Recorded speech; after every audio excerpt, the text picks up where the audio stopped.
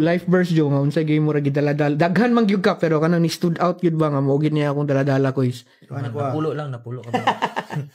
Jeremiah 29:11. For I know I have plans for you, declares the Lord. Plans to prosper you, not to harm you.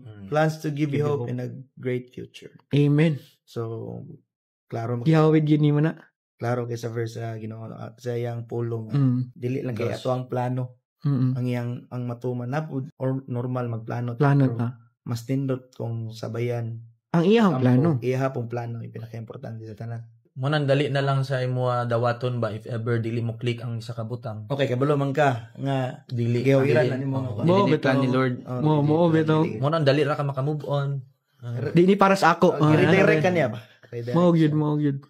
Rejection. Kay unsa man mo pagabalo kung tingala lang para sa mo dili. Amo day wala to na itabo naod mao day ni dapat day naka-prepare sa kuwaw. Nay nga na ba? It's to redirect.